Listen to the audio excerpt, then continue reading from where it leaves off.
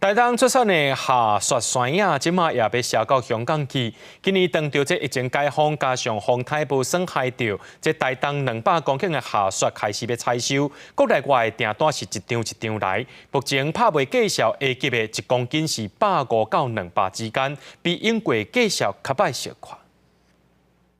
马华风台即马愈走愈远，台东县差不多200多公顷种下雪山野农民正欢喜一个采收，即马愈大出的下雪山野，因为闪过风台，今年开花期天气够好，这区的下雪山野拢生甲正水。你看这个附近都是种满口的这些农屋，他们也是很担心。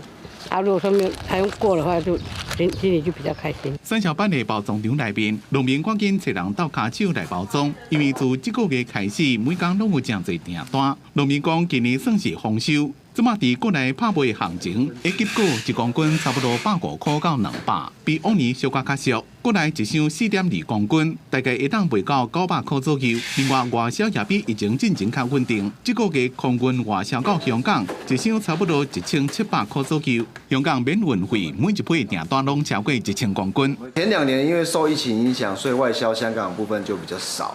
那今年刚好疫情已经趋缓结束了。 那外销也慢慢的在恢复当中。下雪山野，互人叫做山野界的 LV， 香味甲口感拢甲其他的山野无同，算是高级的水果。今年也有农民会加送甲农会合作的下雪山野加工试手啊，提罐买去。台东县政府估计今年下雪山野闪过风台，产量可能比往年加1-2倍，差不多800-900多吨，会协助农民到新加坡甲香港出销。记者综合报道。